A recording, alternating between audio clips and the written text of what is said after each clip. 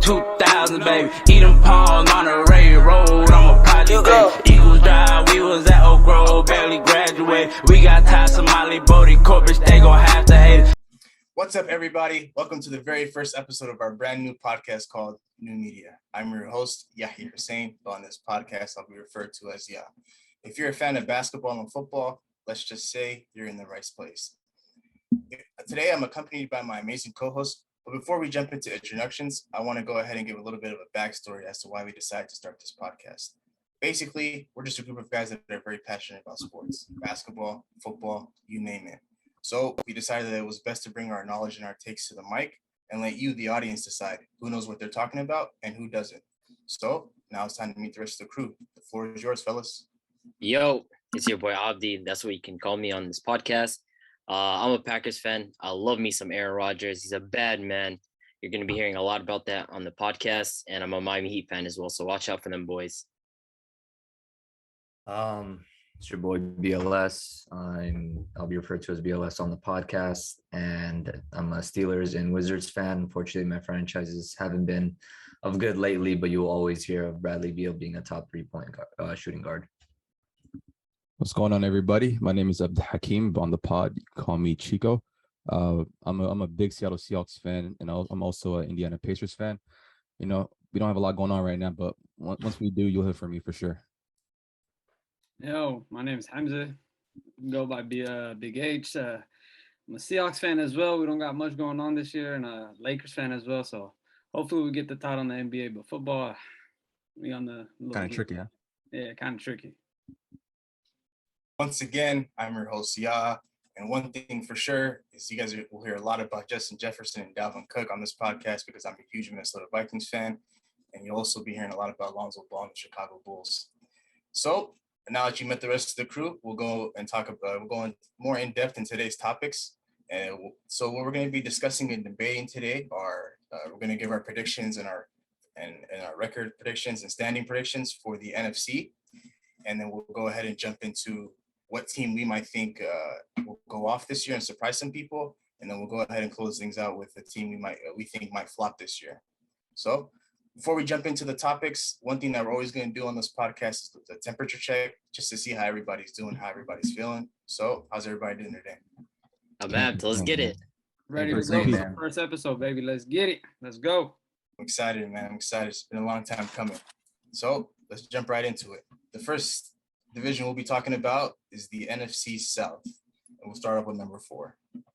So I got the Falcons there, 4-13. They obviously lost Matt Ryan in the offseason, and that was their starting quarterback for a while. And going from Matt Ryan to Mariota is a downgrade. I think we can all assume that they're in a rebuild year. They got some skill positions in Kyle Pitts and Drake London. Unfortunately, obviously, Calvin Ridley's out because of gambling.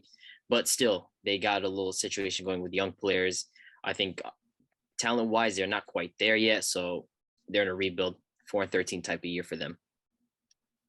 No, I totally agree, but I have them winning 2 less games. I have them going 2-15. I feel like they're going to struggle really bad this year.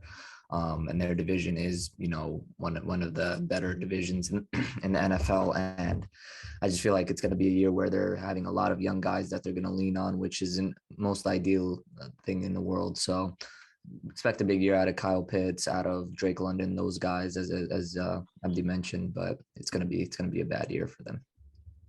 No, yeah, 100% agree with both of you guys. But I have the Falcons going 3-14 this year, and then we can all agree on that. It's going to be a rebuilding year for them.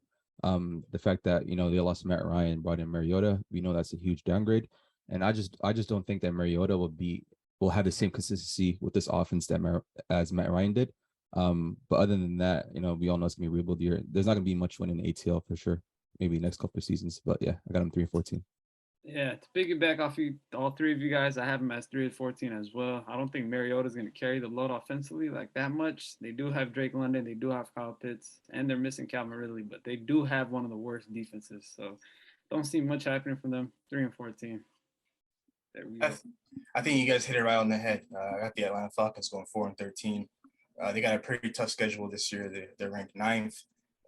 No QB really out. I mean, I don't really expect too much out of them. I think the only few bright spots coming out of Atlanta this year will be the emergence of Drake London and Kyle Pitts. So let's move on to number 3. So I think these first 2 picks were probably all going to agree. The Panthers are here as well. I have them at 6 and 11. Having CMC back is huge. I mean, the best running back in the NFL, but there's questions about his health. Can he stay healthy? Last 2 seasons has been unfortunate for him, but having him on the field opens up the offense.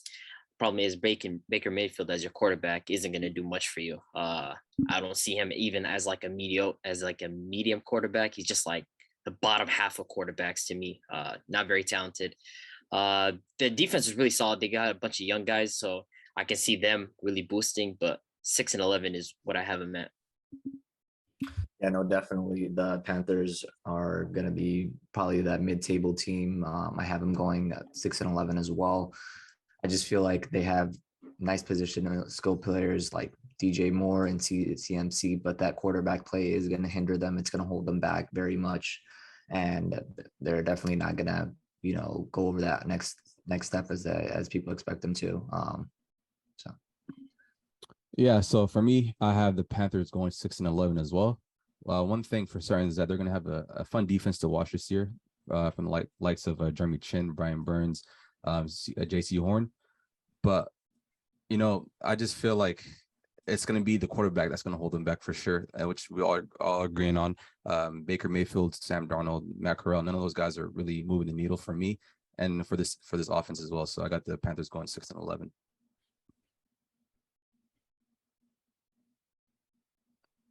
You're muted. On mute, but I got the Panthers going 6 and 11 as well. Piggyback on everybody else. The quarterback situation, Sam Darnold, Baker Mayfield. I don't believe those 2 guys are winners at all. You look at their past, they haven't won much, they haven't done much. But Panthers are a young team, especially with their defense, with JC Horn, the upcoming cornerbacks. They got the D-line working now. So 6 and 11, but you do expect them to look for a quarterback in the draft or the offseason, find a different quarterback. I also have the Carolina Panthers going 6 and 11. I do trust Baker Mayfield at quarterback. I'm not the biggest Baker Mayfield hater. I think he's a decent quarterback. He's an upgrade compared to what they had last year in Sam Darnold. If CMC can stay healthy for the entire season, I feel like they might, be able to do something. Their schedule is not as tough, but for right now, it's a big if when it comes to CMC and health. So I got him going 6 and 11. I feel like these next 2 spots are going to spark a little bit of a discussion and a debate, but we'll go ahead and jump into number 2. Yeah, I'm not the biggest Tom Brady fan on the planet. I'll go ahead and say it. I have the Bucks here, 10 and 7. I think injuries are really starting to pile up for them. They lost some offensive linemen to injuries this offseason, I think. Tristan Wirfs got injured, and a report came out today about Ryan Jensen likely out for the season. So there's that. They picked up Julio Jones, which to me, Julio Jones at this point in his career is more of an idea player. Can Julio Jones perform because of injury or not? We don't know. They lost Jordan Whitehead and Ndamukong Suh, JPP. So to me, it's just like injuries, and the roster is getting older. So I just see them finishing 10 and 7. Tom Brady is still Tom Brady, but I just don't see them finishing above the Saints. No, I totally agree. I'm not the biggest Tom Brady enthusiast as well. So for him to have this such a decimated team puts a smile on my face. I just want him to have a team where he has to get it out of the gutter. And as much as I believe that will happen, they won't. He will struggle. The team will struggle, and I have them going 10 and 7 as well. Of course, sneaking into a wild card spot because Tom Brady, of course, is a hell of a player, but they won't be the Tom Brady teams of the past where they're steamrolling through the season. They are going to struggle with the losses of offensive linemen and key defensive players as well. Yeah, I hear you both, but at number 2, I'm gonna have to switch it up and go with the Saints finishing at 10 and 7.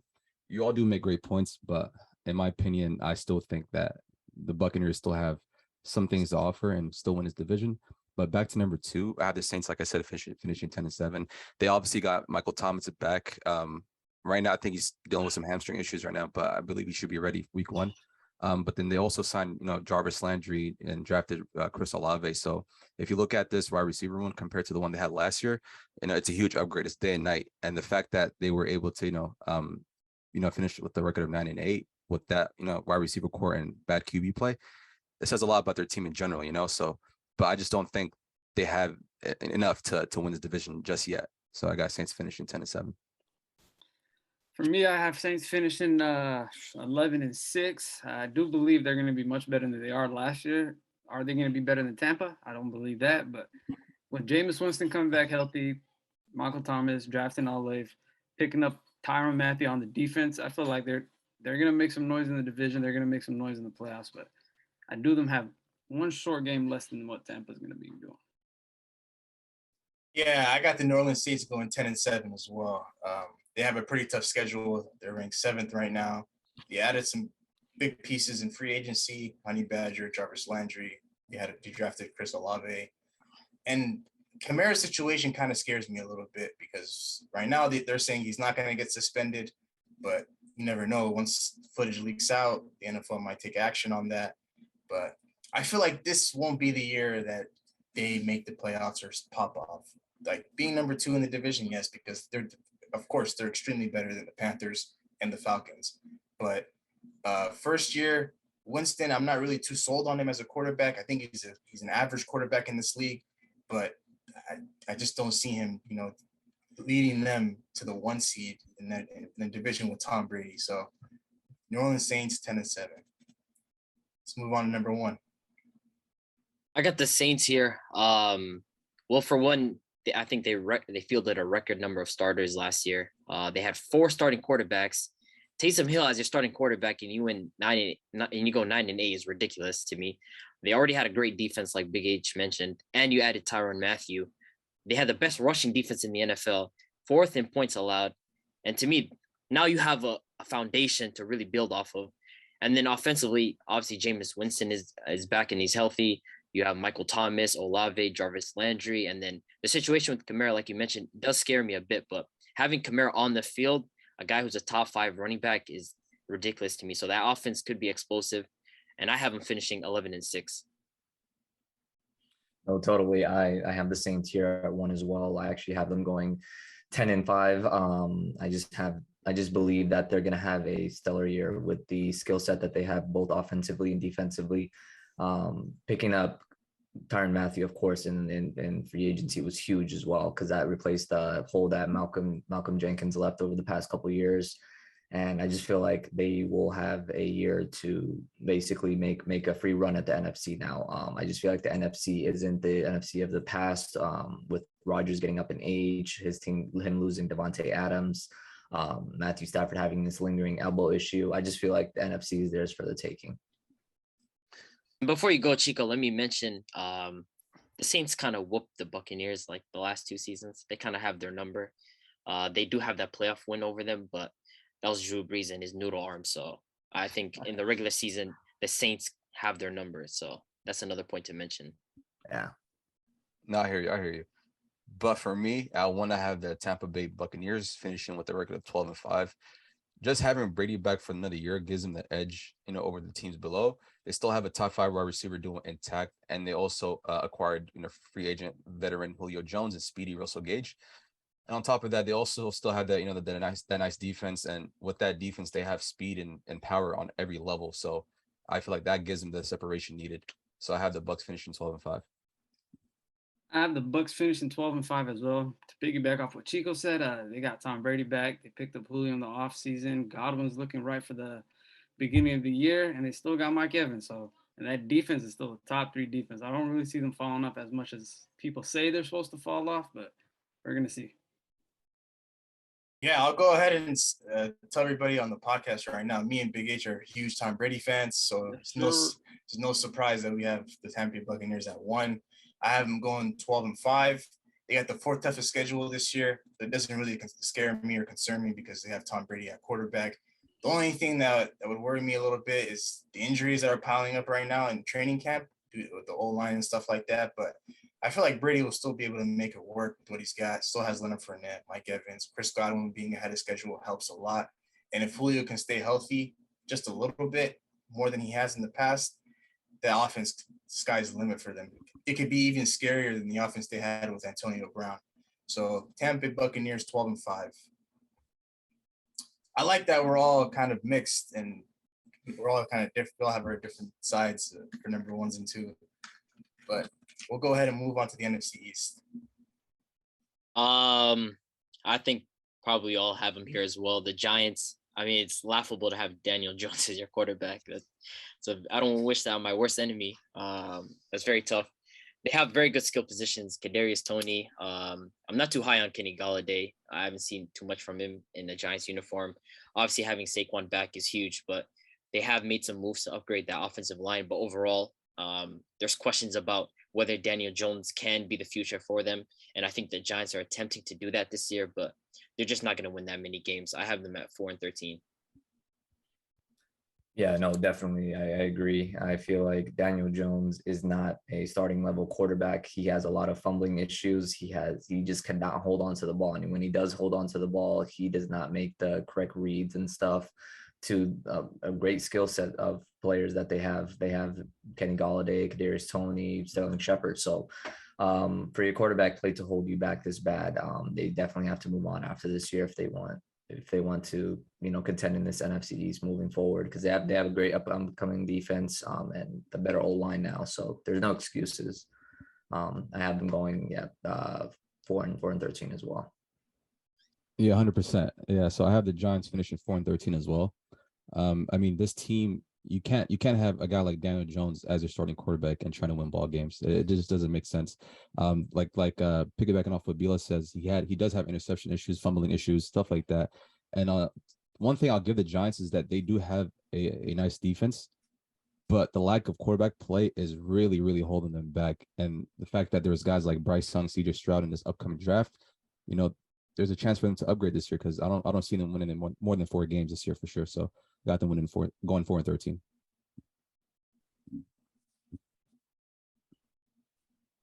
Mute. I got them going 4-13 as well.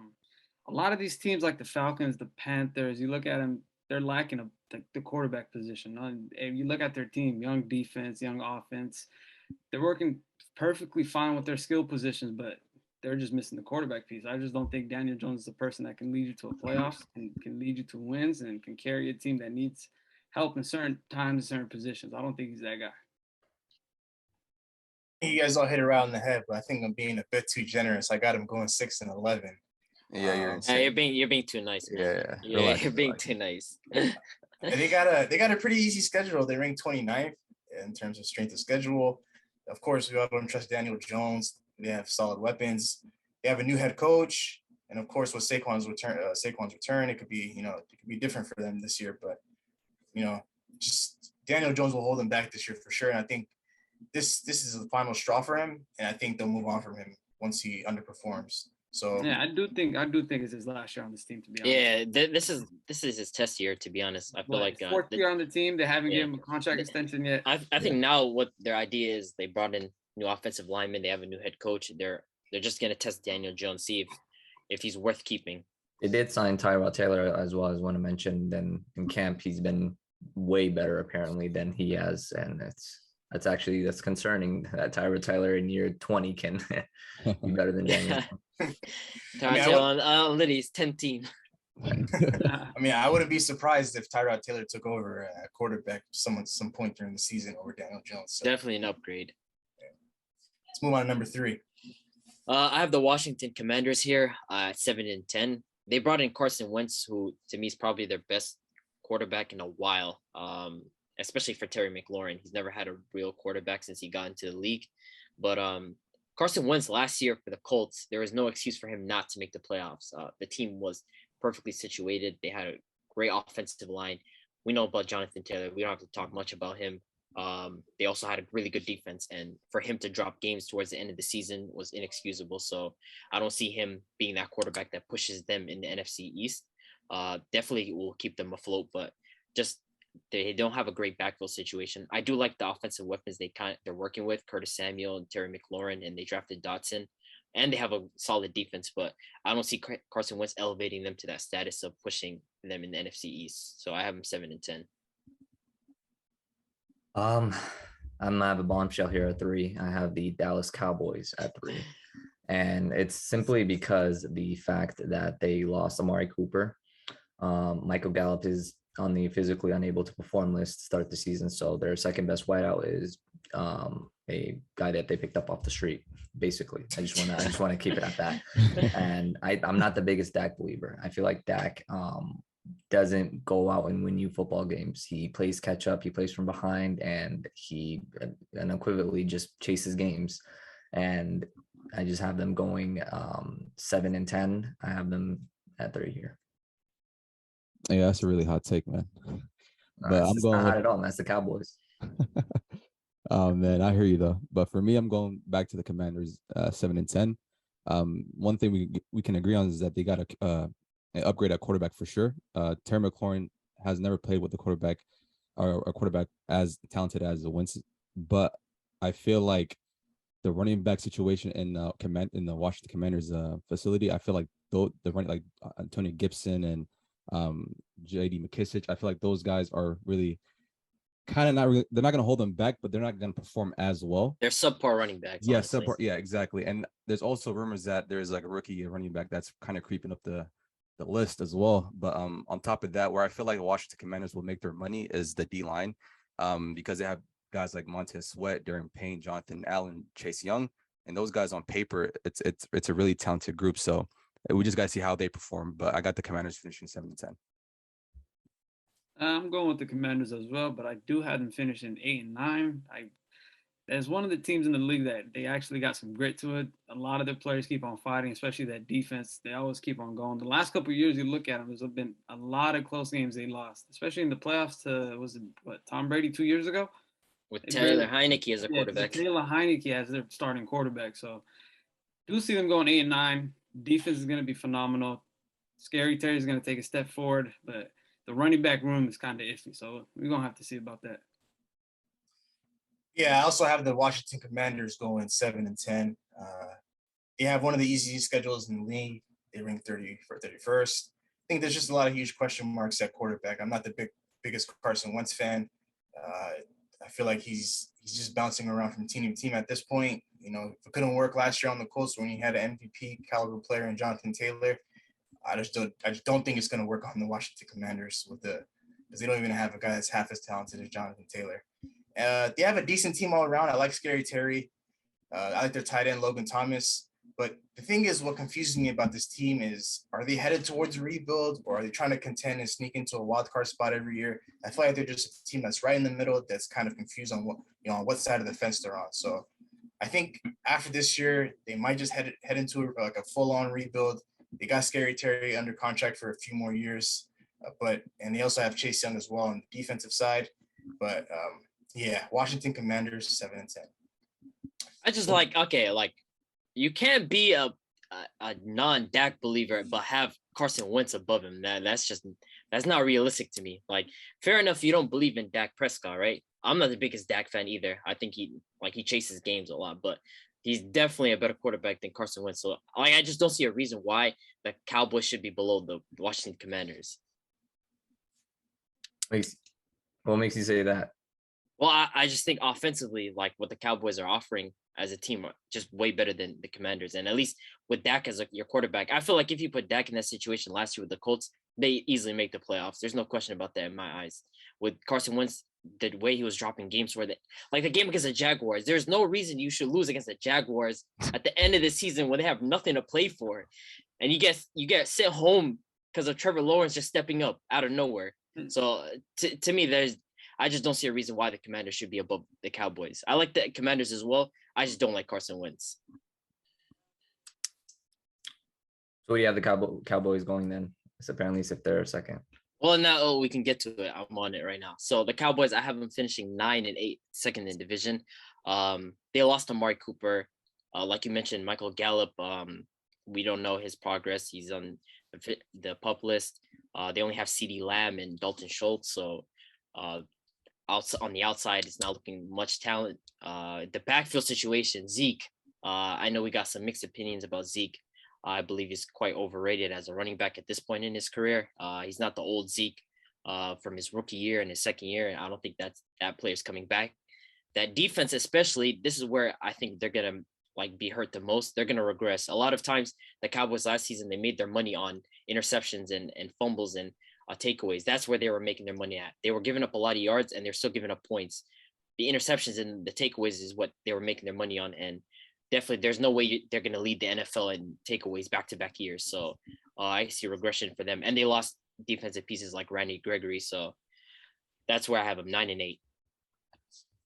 I want to rewind real quick on the Dak Prescott and Carson Wentz thing. You can't say one guy's a choke artist and the other isn't when we clearly saw the same wildcard game. Were you watching the same wildcard game last year? I mean, you gotta get into the playoffs to choke, right? I mean, I know, I understand that, but you can't put one on a podium and then put the other one down. I just feel like the Dak and Carson Wentz in my eyes are the same player. At least in my Dak for the first 7 games, like if we're being honest here, was performing at MVP level, was he not? No knock on Dak. He has stretches where he plays like an MVP caliber player, but he when his fall off is it's a bad fall off, and you guys saw that in the playoffs itself. But losing to the Niners and comparing it to the Jaguars is 2 different things. No. Especially the Niners in the playoffs. One's a top 4 defense to a 30th ranked defense. Though. He had control of the game and he choked it. Simple as that. Forget about that. The Jaguars have nothing to play for. They're literally just out there. You can't say that, man. You can't put one guy up and then put the other down. But I have the Redskins coming up this year. I have them coming up as a wild card team at 9-8. I just feel like they have probably a top 3 NFL defense now, with core young guys as Chase Young and such. I just feel like McLaurin and all these other skill players have to step up. Logan Thomas, as I mentioned earlier. I just feel like Riverboat Ron will lead this team somewhere. He's a hard-minded coach. He gets the best out of his players. And unlike McCarthy, he's not a player that just is nonchalant. He's a hard knock coach. So I just feel like I have a lot to expect from the Commanders this year. All right, for sure. So for me at 2, I have the Dallas Cowboys finished with a record of 9-8. I mean, it's obvious that they're better than the Commanders and the Giants, but they haven't done enough for me this offseason for me to put them at 1 and win in his division. They lost some, key pieces and guys like Amari Cooper and Randy Gregory, but the team I have above just had one of the best off seasons this year. So that's the only reason why I have the Cowboys finishing at 2 at 9-8 record. For me, I had some mixed thoughts about this. I had to think about it. Gave me a week to think about it. I do have the Cowboys finishing 10-7 as second in the division, especially after this offseason losing Amari Cooper, Randy Gregory. I do think Zeke's going to have a bounce back year, but like Abdi said earlier, it's not going to be the same type of Zeke that he was 3 to 4 years ago, but we're going to see. Said every year, man. It's just been 2 years, 2 years. Can't take away what Zeke did his first 4 years of his career, though, man. Come on. One of the years he didn't even have a starting quarterback playing with him, and then last year he's playing through the whole season with an injury. So yeah, got to keep that in mind. Yeah. But I'm gonna go ahead and say I have the Dallas Cowboys. I have them going 11-6. They're tied with the Washington Commanders right now, the 31st toughest schedule in the league in terms of strength of schedule. They lost Amari Cooper and Randy Gregory, as Abdi mentioned. Pretty quiet offseason, but I'm expecting Zeke to have a bounce back here this year. He's gonna shock some people, turn some heads and surprise a lot of people, open some eyes. So if they can just mix that with Dak Prescott, just getting them wins and doing his job, and CeeDee Lamb taking that next step, I can see them winning 11 games this year for sure. I think it's time to go ahead and move on to number 1. Number 1, Chico already kind of hinted at it. This team had a absolutely monster offseason. I have the Eagles here finishing 12-5. They brought in AJ Brown to me, which is an absolute win. You pair AJ Brown with Devontae Smith, that's a ridiculous duo to have. And then already Jalen Hurts, who I'm a slight Jalen Hurts believer. I feel like when you have those weapons at your disposal, there's like no way that you can't perform. And then already they had an elite rushing attack. They had an elite offensive line, and they drafted defenders to an already good defense. So there's no question in my eyes that the Eagles, in fact, are making a play at the top of the NFC. So I have them finishing 12-5. Yeah, I definitely have the Eagles topping the division this year. I just feel like the upgrade that they have on the wide receiver position, getting AJ Brown for, I believe it was a first round pick, was huge. He's one of the best young wide receivers in the league. He displayed that last year with Derrick Henry being out, taking the team as far as he could, keeping it afloat. And I just feel like the offseason that they had and the core players, I do believe that Jalen Hurts is one of the best young quarterbacks in the league as well. So I have them topping the division here at 11-6. 100%. I also have the Eagles finishing that one with a record of 11-6. Eagles had one of the best offseason, like I mentioned earlier. They saw an opportunity to snag AJ Brown, and they did, and now they got their wide receiver one, for the future. And on top of that, what makes it scary is now you push Devontae Smith to wide receiver 2, and now he's seeing cornerback 2s, and that's unbelievable because he has the potential to be one of the best wide receivers in this league today. But on top of that, the Eagles also boosted on their defense, signing James Bradbury, Hassan Reddick, and drafting defensive tackle Jordan Davis. And on top of that, they got a steal in the 3rd round with linebacker Nakobe Dean. I still can't believe he fell that low. But at the end of the day, it comes down to quarterback play. If Jalen Hurts stays healthy, protects the ball, and, gets touchdowns, they're going to win this division for sure. I agree with everybody else that picked the Eagles as well. The additions that they made this offseason is phenomenal, especially on the defensive side. Picking up A.J. Brown is a key thing. I feel like the Eagles use Jalen Hurts as like a security issue. They didn't want to take shots with him, but I feel like getting A.J. Brown, Dallas Goedert, Devontae Smith, and Miles Sanders, they're going to open up the playbook for them. They're going to open up the playbook. So it's going to be exciting. And I'm pretty sure they picked up James Bradbury this offseason as well, right? Yeah, for sure. Yeah, so Darius Slay, Bradbury, they got a nice defense. Fletcher Cox, Nakobe Dean, they picked up their first overall. And the Eagles always have a monster D line. They always have a monster D line, especially their safeties too. They always have a nice safety unit. So expect them. I'm going to hopefully 12-5 with them this year. Hopefully some nice with them, something explosive. Yeah, you guys hit it all on the head. Philadelphia Eagles for me are going 12-5 this year. They had a solid offseason. Picking up A.J. Brown's huge. Their strength of schedule favors them. They rank 30th in the league. Their defense is going to be good. The playbook is going to be more open for Jalen Hurts this year. So Philadelphia Eagles 12-5. With that being said, we'll go ahead and move on to the NFC West. Team number 4 should be pretty obvious. This is hilarious. I'm sorry, Big A Chico. Everybody can agree with Seattle. Yeah, right? Seattle's at the bottom, 3-14. Yeah. I might even be generous with that, but they lost Russell Wilson, who to me is just one of those quarterbacks who do a lot of work with less, and losing him is a huge piece to lose. So, and having Geno Smith and Drew Lock competition for your starting quarterback spot is hilarious. So don't forget Jacob Eason too. That's a very tough situation to be in. I guess their identity is to rebuild. I'm not a fan of them retaining Pete Carroll. I think generally when you're moving into a new era, you should scrap away all the old pieces, and Pete Carroll is just a reminder of the past. So he should probably be gone. That was one of the main reasons Russell Wilson left. Yeah. They're clashing heads. So an offensive situation. One wants this way, the other one wants that way. And I think at this point, Seattle's identity is to rebuild through the draft. So if I were them, I'd get rid of Pete Carroll, but 3-14 is what I have them. I mean, still having DK that you re-signed and Tyler Lockett leaves a lot of room to grow, but overall, until that quarterback situation is fixed, which I'm assuming is probably next year, maybe Bryce Young, CJ Stroud, who knows? We're gonna see, but 3-14. Oh, you hit it on the head. You're actually being generous, giving them an extra game than I did. I have them winning 2 games this year. I just feel like Geno Smith and Drew Lock are not NFL starting quarterbacks. They're not even backups to me. I feel like their level of play is very, very bad. And the only bright spot for me will be the player that they drafted out of Michigan State, running back Kenny Walker.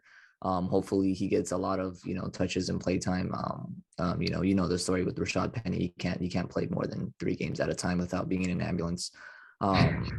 So now he's taking shots today, bro. Yeah. No, I just feel like Seattle's gonna be most of Seattle's running backs the last 4 years, man. Yeah, man. I don't know, man. You guys never address O-line, man. You guys always pay big bucks to players.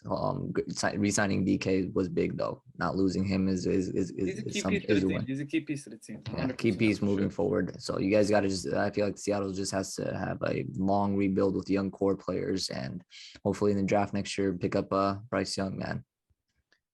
Hey, BLS. Yeah. Hey, who's the starting quarterback for the Steelers? Is it Kenny Pickle or is it Trubisky? Which one is it? Come on, man. Come on. Which one is it? Come Mason on. Rudolph, Both man. both better Hey, player hey, options. we're both in the gutter, so relax, We're relax not, on me. man. We're not. No, but yeah, it hurts me to say this, but I also had the Seahawks finishing with a record of 3-14. One thing that I'm happy about is that we re-signed DK to a long-term deal because we're gonna be bad for a little bit. I don't see us winning much games, but what I'm really excited for is just the potential we have on these young cats, guys like Daryl Taylor, guys like Jordan Brooks, left tackle Charles Cross. We have a bunch of young talents, young guys that are I think have the potential to take that next level, that next step. So this year I'm gonna rock with Drew Lock for sure. If he's that guy for us, I'm gonna rock with him long term. But if he shows, he's not, he can't, produce in his league, I'm all in Bryce Young. And I know Big H is gonna disagree with me, but I'm all in with Bama boy. So I got Seahawks finishing 3-14. I'm disagreeing with everything that this guy just said. He said he's gonna rock with Drew Lock. Second, first of all, Drew Lock is not gonna take us anywhere. Like, come on, we know Right. in this division that we're playing in with Kyler Murray, Matthew Stafford, and Trey Lance, Drew Lock's not an elite quarterback. Now you gotta rock with your boys, man. You gotta rock with your boys, man. Tough season. No, yeah, for sure. Geno Smith, but he has the minerals, man. I can't lie. Geno Smith, don't even mention him because I think he's the worst quarterback in this league. There's nothing there. Yeah, for sure. But like you said though, me and you're gonna disagree on the second part. You said Bryce Young, but I want CJ Stroud.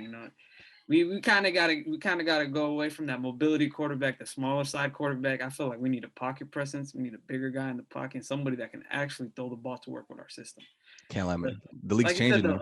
Our defense, young defense. We got Charles Cross, young old lineman, Damian Lewis. Last year we drafted another young old lineman. So future's bright. We just need to hit on that quarterback. 100%. Yeah, I think I'm being a bit generous when I say that I have the Seattle Seahawks going 5-12 this year. Wow, again? They're not that good of it. Yeah, I'm a bit generous, to be honest. They have a pretty tough schedule, but I mean, I don't know who's going to be a starting quarterback for them week one. Is it going to be Drew Lock or is it going to be Geno Smith? So there's just not a lot to be said about the Seattle Seahawks right now, but I got them going 5-12 this year. Yep, not much to write home about the Seahawks this year. Yeah, there's not much to write, but I'd go ahead with your third pick. The Cardinals, 8-9. They had a pretty quiet offseason, to be honest. They lost Chandler Jones, no D-Hop for 6 games. They picked up Marquise Brown, but I don't think that's enough to really move the needle in this division with the 2 top dogs above them. And to me, the biggest question is, can Kyler Murray be that guy? And to me, the question is no. He has issues with his work ethic, overall attitude. I mean, they put a clause in his contract about video games. Come on. And video games for him to study and make time. To him to study, make time for film. Come on, man. That's how you know there's a question about your work ethic. And they still have the secondary is not really that impressive. Obviously, they have Buda Baker. If I'm a GM, right? If I'm a GM, I'm not paying him $250 million. Absolutely not. Absolutely not. Especially questions about his work ethic and his leadership. To me, every time I watch this guy, he makes a throw, whatever, the wide receiver doesn't catch it. It just seems like he's crying about it. I just don't like his overall attitude. So to me, I don't think he can be that guy. And his breakdown of the game as well. If you look at it after his first read, he's very erratic quarterback. Yeah. He has a first 5 weeks where he's playing hot, whatnot. And then after that, it's like a drop off. But when the defense is adjusting, it usually comes around that second Seattle game or the second Niner game. That's when they start to fall off. So you mix in the fact that they lost defensive pieces and their secondary isn't that impressive. Cardinals finishing 8-9. The 2 teams above them are just significantly better. I feel like this is unwarranted hate. I just feel like he's still a young quarterback, and I'm a believer in Kyler Murray. I'll come out and say that. I just feel like with time to grow, with the right skill set, DeAndre Hopkins being out this year for 6 games is going to be bad. It's going to be real bad because that puts you on the back burner already. You're set back. So I feel like it will be a struggle year. I have them going 3rd in the division as well. I have them going here at 6-10. So it will be a struggle year for Kyler Murray, but I feel like in the years coming up that this team will be nice. They'll be primed for a nice little run. Yeah, man. So I had the Cardinals going 7-10, and I 100% agree with RD. Kyler Murray's attitude issue is just mind boggling because if you look at like the quarterbacks in his age group, like guys like Joe Burrow, guys like Lamar Jack, whenever they get hit or like the one like an offensive player messes up a route or something, they don't put their head down, start throwing a fist or anything like that. They just, all right, come on, next play. But Kyler Murray, he's just head down, yelling at his boys, telling like, "Yo, what's going on?" But that's the reason why I don't really rate Kyler Murray. But on top of that, they lost guys like Chandler Jones, Christian Kirk is gone as well. An underrated missing piece they have is Chase Edmonds as well. That guy was one heck of running back, and it was a pass catcher running back, which James Conner isn't really. And on top of that, like you said, D Hop is gonna miss the first 6 games, so I feel like that's gonna push them back a bit. So I got the Cardinals finishing 7-10. For me, I looking at the Cardinals schedule, they got a tough schedule. Other than playing Seattle twice and then seeing the Panthers and the Falcons, everybody else on the schedule is tough. So I got them going 5-12. Losing Christian Kirk, losing Chandler Jones, Hopkins out for 7 games, and Edmonds, the reliable 3-down back that can run the ball and catch the balls on another team now. So I don't see them doing much this year. It's going to be another revamp year for them. Kyler Murray's going to have to take a step forward with his play calling, with his progressions, with his reads on the field, and with his time off the field, studying, putting time into film to be a better quarterback. And he just hasn't shown me that yet. And he's gonna be busy with COD, man. I know. The new Call of Duty coming out in November. Like I said, week 7, November. New COD comes out. That's when the drop off happens. As soon as D-Hop gets back, he's out the system. We seen him play with D-Hop last year, and it was erratic. It was tough. Especially throwing up the hey D-Hop, where you at? I feel like a lot of like food was left on the table. A lot of food was left on the table. I feel like he only has leadership issues. That's about it. He doesn't have the leadership qualities yet. But aside from that, you can't diminish his quarterback play. No. There is diminishing because how you're a quarterback, you're getting paid $250 million, but you can't get by your first progression. You can't get by your. He's very very erratic. Like there's players like Russell Wilson that can get out of the pocket and still go through 1, 2, 3 reads, and they know exactly where he's at. Like he's running before the play's even done. That's what I'm saying. How you running before the play even starts? I don't know. So to me, it looks like mentally he's not that focused on football as much. Yeah. He has the talent, he has the skill, but you got to be there 100% to be there, to be a top quarterback. Yeah, we good? Yeah, so I got the Arizona Cardinals going 9-8. The one thing that I have to mention is that they have the second toughest schedule in the NFL this year. So that doesn't help, especially losing D-Hop and having a quiet offseason. I mean, they got Hollywood Brown from the Ravens, but how much of a improvement is that when you're losing, your true number 1 guy? So and Christian Kirk was a solid number 2 as well. Oh yeah, Christian Kirk as well. Gone. Although they did pick up Zach Ertz last year, like late during the trade deadline, so I feel like he's another good piece on the offense. They're going to be relying on him to step forward the first 7. Rondale Moore as well, hell of a player. You guys think Marquise Brown's still gonna have those dropping issues, or? I don't think that changes the receiver. Like it's going to be there. It was there with him in college. Came from Oklahoma, went to Baltimore. They did play with him in Baltimore. It's going to keep on happening. Although he came out last week in an interview saying he wasn't getting the ball much on Baltimore, but he could have ended with. I wonder why. He finished 9th in targets among wide receivers. That's crazy. Like he finished 9th targets. Targets. So how much more of the ball do you want? You're having Devontae, you're dropping wide open. Oh yeah. The thing is for me for a wide receiver that's not a wide receiver 1, that's not an alpha to be demanding the ball like that and complain about that. Like he should not even be touching more targets than Mark Andrews. So it makes no sense that he's complaining when he finished 9th in wide receiver targets. So to me, it's just like one in receiver drops. Yeah. To me the issue just seems outside of what Baltimore was providing to him. I think it was an issue of he probably didn't see them providing him with a contract later down the line, but that's just how I view it. Hey, you got to produce to get that contract, man. If you're not producing this.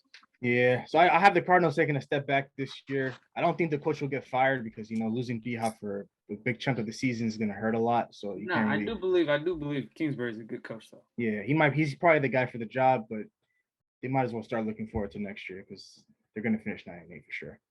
Who do we have at number 2? I got the 49ers here, 11-6. Trey Lance's versatility. I'm a believer in him. I love a quarterback that can get out the pocket. There's a reason why I'm a Lamar Jackson fan. I love a quarterback to be able to make plays when he scrambles, and I feel like this is like one of the best quarterback they've had since Colin Kaepernick, and so that ability to really get out the pocket and make plays opens up the playbook for Kyle Shanahan. So I have them finishing 11-6. They re-signed Debo. They have an elite defense always. The Niners don't fail in that regard. You have Ayuk there, who potentially could be taking a leap. He did kind of fall in the doghouse with Kyle Shanahan last year, but this year he could be taking a step up. And then obviously George Kittle, who maybe plagued with injuries here and there, but still is an elite tight end. So 11-6 is where I have him. I agree. I feel like the 49ers, Kyle Shanahan is just coaches winning culture. Trey Lance will squeeze right in and be an absolute upgrade on Jimmy Garoppolo. The skill positions that they have, George Kittle, Debo Samuel, Elijah Mitchell, who I absolutely love that guy. I love how hard he runs. He's a hard running back. And of course that defense, Fred Warner, best linebacker in the league. And of course, Joey Bosa, not Joey Bosa. Yeah, Joey Bosa. That is the Bosa Nick brother, Bosa, right? Nick Bosa. Nick Bosa. That's Nick Bosa. Yeah, he's one of the best defensive players in the league as well. So they just have skilled players at all positions who are top 5 in their positions. And this young quarterback inherited a great team.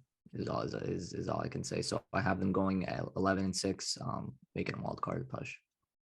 Yeah, so I have the Niners finishing second with a record of 10-7. I mean, if we just break it down, they have a put together offensive line. They have an excellent wide receiver room in Ayuk and Debo. They have a top tier tight end option. They have one of the best pass rushers in Nick Bosa, and like Bila said, the best linebacker in football and Fred. So if you put all that together, like these guys are obviously going to be, a team to watch, but I just don't have them being number 1 in this division because the best team in the NFL is. So we'll get to that though. For me, man, a little controversy here, I got the Rams going 12-5 as a second seed.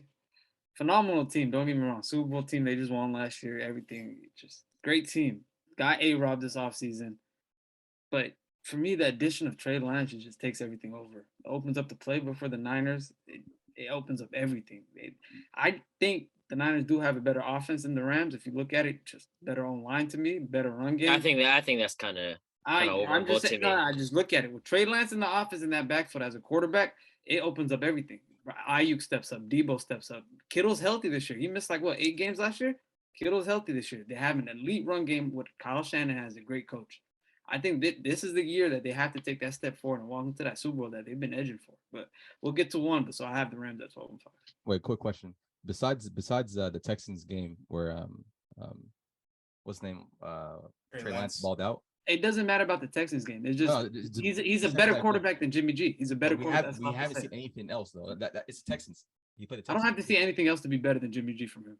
Yeah, Jimmy G's bottom. And that's what I'm in fairness to Jimmy G though, I feel like there's times where the guy was clutch. Like the guy has good numbers in the clutch. It's actually kind of hilarious. Yeah.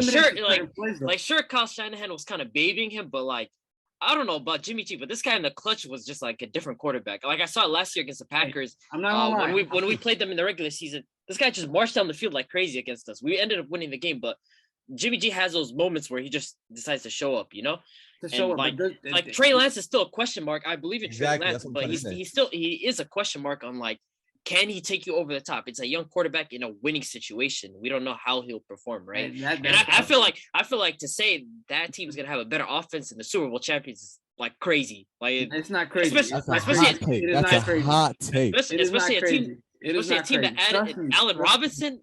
And no, it's just not happening. Trust me. Trey Lance OBJ coming back. It opens up the playbook. And potentially OBJ coming back if they resign him. No, absolutely not. That's insane. Hey, I don't know about OBJ coming back. I don't see that happening. But there's potential in there. There's potential in OBJ coming back. Trey Lance, still a question. That's the thing. The first 4 weeks, just watch the first 4 weeks. Once you see it, okay. I think they did play the. I see the vision with Trey Lance. I see the vision, but I don't see him doing what you're saying. You're saying that he's gonna take him to the Super Bowl and win it. I think he does. No, not Super Bowl, not Super Bowl win, not Super Bowl. We'll take it to Super Bowl. There's a chance because that defense is top 3.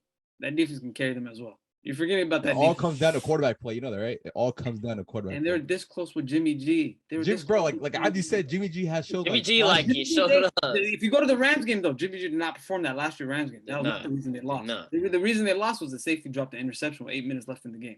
After that, all they have to do is kill clock, kick a field goal, game's over. And they were already up at that point.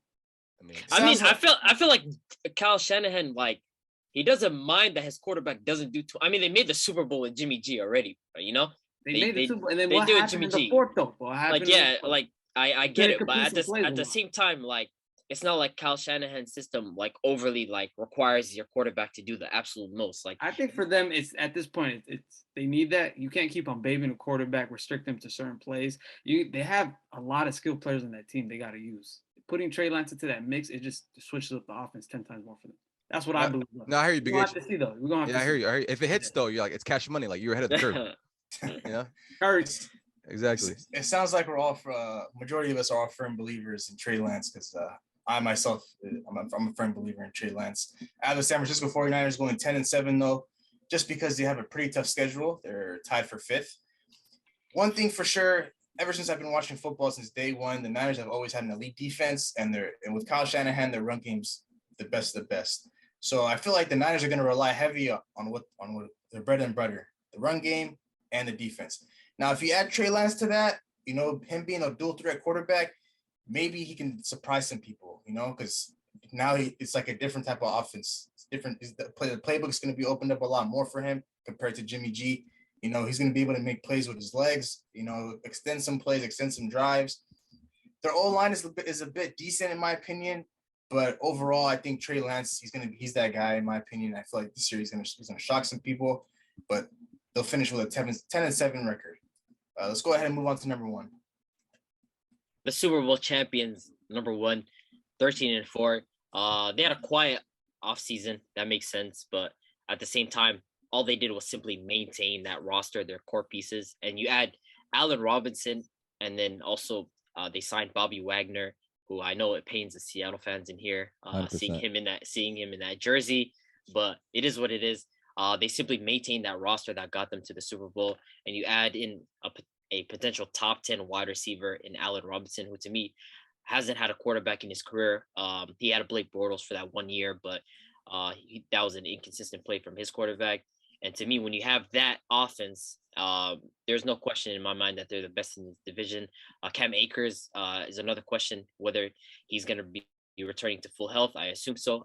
He got rushed towards the end of the season, in my opinion, but he might be back healthy. So to me, and then on top of the fact that you have Sean McVay as your quarterback, as your coach, we can go head to head with anybody, in my opinion, with Kyle Shanahan, anybody in that division. So top of the division, 13-4.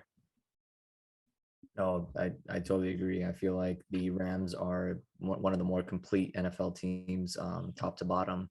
Of course, there is that question mark of the running back play, but once Cam Akers gets up to speed, I feel like he'll showcase his ability. The only question mark would be Matthew Stafford's lingering elbow issue that's been talked about this whole offseason. They're keeping it under wraps, but hopefully it doesn't turn into anything worse, and I do have them going 12-5 as well. Yeah, so I have the Rams winning this division with a record of 13-4. By far the best team in the NFC West, and by far the best team in the NFL in general. You know, they still have that roster intact. They brought in some heavy hitters, Allen Robinson and Bobby Wagner, which pains me, like Arby said, but he still has a lot to offer. And I had no bad blood with them for sure. But on top of that, they're just, you know, they're ready to make another playoff push, and I feel like they might go back to back, or they will go back to back. And so I got the Rams going 13-4. Are you predicting right here, right now, that the Rams are going to go back to back?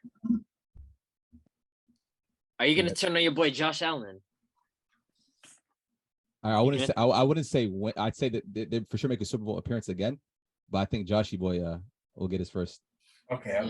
I just had to make sure. Yeah, no, I got a little carried away. I can't lie. Y'all heard my argument about who's going to be one. So I'm going with the Niners, 13-4. I do see them facing Tampa in the conference finals. Tampa or the Niners, one of those teams is coming out of NFC. I believe one of those teams is coming out of NFC for me. Yeah, it's definitely not Tampa. Definitely not Tampa. Tampa or the Niners. I can't lie. Go ahead, guy. I don't think it's bold to say Tampa would be in the NFC Championship game this year, but the Niners again with Trey Lance, I think it's a bit bold, but I like it though. There was one catch away, one interception away from No, being the thing is with me though, one right? interception. The thing is with me though, right? Is this guy's a Seahawks fan saying this, and it's. But I'm not gonna be biased though. I'm not gonna be biased on the No, I don't get it. Hey man, he's got to be real, man. It's one of those years I just feel like the Niners are back up. Nah, It's you one of can't those show years this side of you, bro. Seattle's Can't show down this again, side and of I you, just bro. gotta watch the Niners cook up. Hey man, like I said, bro, you still got the DK jersey, man. Just ship it out to Goodwill or something. You don't need that. We're gonna keep that in the closet. That coming out next year. Bro. Next You don't year. need. Episode 100. Episode 100, Chico. Don't worry. For me, I have the LA Rams going 12-5, of course. You know, reigning Super Bowl champs. It's kind of weird though. The NFL gave them the toughest schedule in the league. You know, I thought they would, ease up on the champs, but looks like they got the toughest schedule. You know, solid offseason. They lost Von Miller. Question marks on whether or not OBJ will be back. Allen Robinson's going to have a solid year for them. He's better than Robert Woods, and I think he's going to provide a lot more than Robert Woods. And then Bobby Wagner, of course. And their defense is just phenomenal. You know, starting off with Aaron Donald, and then you got Jalen Ramsey. It's all three levels. Their defense is phenomenal. It's just tough to beat a team like that. And of course, like BLS mentioned, there's a little bit of a question mark with Matthew Stafford and that elbow injury that's going on right now that they're trying to keep under wraps. But if he's able to stay healthy, I don't see why not. I don't see why they couldn't make the Super Bowl again or the NFC Championship game again. So, LA Rams 12-5. Now it's time to move on to my favorite division, the NFC North. It's getting a little hot. I can't lie. This team absolutely makes me laugh. Like one of the worst, if not the worst teams in the NFL. No sense of direction. An absolutely awful talent group. I just feel bad for the guy. And I have the Chicago Bears, 12-15. These guys are terrible. 12-15 or 2-15? 2-15, sorry. 2-15. I just don't see it with them. They don't have a good roster at all. They didn't surround Justin Fields with any talent whatsoever. I just feel like they're trying to head towards a rebuild, but their best wide receivers who Darnell Mooney, and then they probably have Cole Kmet at tight end, who is exciting as a prospect, but at the same time, I just feel like this team's absolutely garbage. So 2-15. Yeah, no, I honestly think they could contend for going 0-17. That's how bad this team is. I feel bad for Justin Fields. I feel like he had a better team around him at Ohio State than he has in a professional NFL team. They had surrounded him with no talent whatsoever. Of course, they have David Montgomery, he's all right, but he's not, an elite level running back. Darnell Mooney as your best wide receiver. So they just have a lot of different pieces that will not, help you in the future. This team is lost. I have them go maybe winning one game. Oh, wow. Oh, man. Yeah, man. So for me, I have the Bears maybe sneaking away with 3 wins. So I got them with the record of 3-14. And I'm the same, man. I don't know what they're doing over here with this team. Like I feel like the offensive line is trying to kill Justin Fields. I don't know, man. They don't give him time, like killing the kid, So but like Darnell Mooney is his number one target, and I feel like Cole Kmet has the potential to be like elite tight end option as well. But besides those 2 options, I can't name another receiver on that team besides was it Pringle. Besides him, I don't know who else is on that.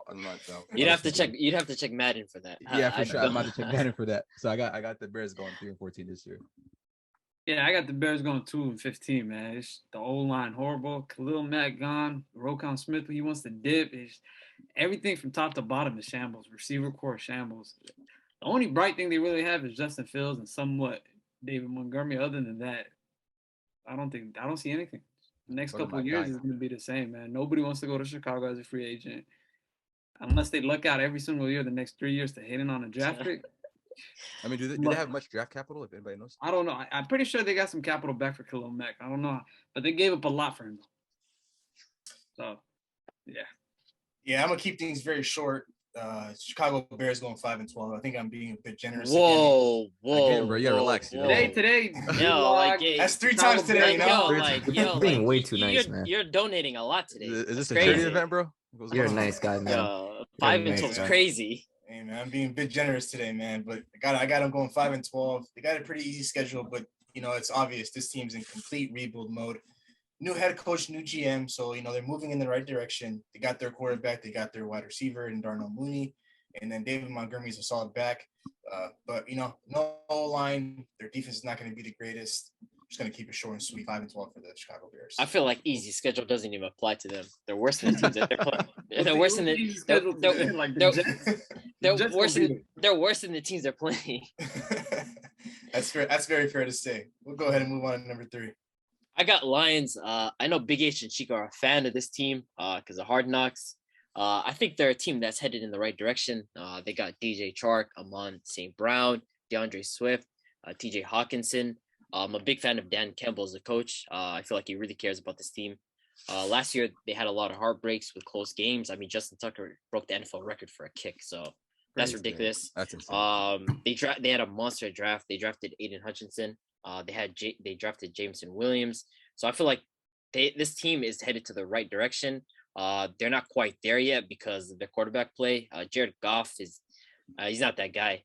So they're just like that. Just like that. he's not that guy. I know it pained him to see the Rams win that Super Bowl. So I feel like they're gonna go 5-12, potentially 6-11 is what I have them. No, I really love the Lions. I feel like Dan Campbell's building a foundation with great young talents. Aiden Hutchinson keeping the Michigan boy in town was huge. I believe they drafted him 2nd overall. So whoever passed up on that monster is going to regret it. And I just feel like they have a lot of great young players that will set the foundation. Of course, Jared Goff cannot be your quarterback, though. I feel like that will hold them back. And I have them going 5-11 as well. So, 5-12. Got you. I got the Lions at 3, finished with the record 6-11. And man, I really like this team. I like the head coach Campbell. I like the roster. And I feel like last year the offensive line wasn't, they weren't that good. But this year they have all their pieces healthy and back. I feel like their offensive line is 100%, going to be one of the best offensive lines in the league. They got TJ Hawkinson, like the wide receiver court that IB just mentioned. And one thing, when I realized that the Lions were going to be serious was during the draft, how like aggressive they were. Like they were like, I think they traded down to get I forgot who it was, but they traded down. They got some Jameson Williams in there. They got Aiden Hutchinson. They got other pieces, but I feel like the Lions are heading in the right direction. That is just that quarterback play. They just got to find that right QB in the future, and I feel like this team's going to be a team to watch in the future. I feel like they're probably using Jared Goff as like a filler. Yeah, for sure. Like, yeah, just keep them kind of afloat, whatnot, 100%. while they're just rebuilding. I feel like Goff accepted that role too. He knows. He knows. Yeah, like watching the Hard Knocks, you can tell by the vibe he's giving off and everything. He accepted that role that he's gonna. He knows someone's gonna replace him, bro. Yeah, and I can't lie. I don't think they're gonna lose enough games to get like Bryce Young or CJ Stroud. Yeah, but they'll get somebody. They'll get somebody. I don't know who though. They won't lose enough games to get those two guys. So. Yeah. So for me, I got the Detroit going actually 7-10. Big fan of them this year. Last year they could have went 7 or 10 or 8 or 9. There was a lot of close to like 5 names. They beat the Vikings. Am I correct? They beat the Vikings last year. Walk off touchdown. Overtime. Walk off touchdown. Come on, man. Let's try. I'm still trying to forget that. Hey, was it? Who caught it? Who was it? Was it Amon? I think St. Brown, right? Might have been. Right? He marched down the field with a minute left. Hey, Jared Goff, man. People disrespect him, man. He got been to a Super Bowl. He on the edge. But yeah, to me, they need a new quarterback. Once they get that new quarterback, they're gonna be doing some wonders. They drafted young. They got a bunch of young players. Jeff Okudo's back this year for the defense. He was out last year. They drafted. Who's the receiver they drafted this year as well? Jameson Williams. And Aiden Hutchinson. They traded down for him, right? I think that's the guy. Yeah, I think they traded down for him. Yeah, they definitely have a roster. I do see them winning 7 games. They fight. They fight every single night. They fight every game they go into. They're fighting like. I mean, when you have a coach like Campbell, if I'd fight for him too. That guy makes you want to run through a wall. I swear he does, man. Simple as that. But once they upgrade that quarterback, damage is going to be done in Detroit. For sure. I don't know. Like, go ahead. Yeah, I'm not going to say too much about this team. Detroit Lions. I got them going 6-11. I don't like the fact that they beat us last year. We gave them their first win of the year. They got some pieces. Still don't have a quarterback like that. Solid draft, pretty easy schedule, but we're gonna beat them twice this year. So, but they'll get 6 wins somehow. I just clocked something real quick. Have you guys like noticed Amonte Brown, DJ Chark, and Jameson Williams? That's a Those are very with TJ Hawkinson as well. with And TJ don't Hawkinson, forget, don't forget, DeAndre Swift can catch Jamal too. Williams, though. Wow. And Jamal Williams can catch too. Jamal- They have a you- bunch of pass catchers. Yo, these Like guys I said, like all it depends on is Jared Goff. So Jared Goff, don't yeah. expect 2 wins, yeah. I really believe they might take one from you. Nah, they're not gonna get a single win against us. We'll put some food on the line. no, but I'm talking like Oh, I'm boy. talking about like We'll long get term, a like little 5 wager years. going. Like Yeah. 5 years from now, like 3, 4 years, 5 years from now, that wide receiver core with that running back DeAndre Swift, that's insane to think about how good they're going to be because those. Oh guys yeah, are 3 years from now, Minnesota's gonna be 4th in the division, and Detroit's gonna be 2-1.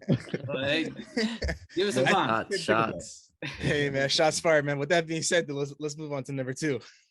This is where the disagreement starts with me and Ya. You can see from his background. I have the Vikings here 11-6.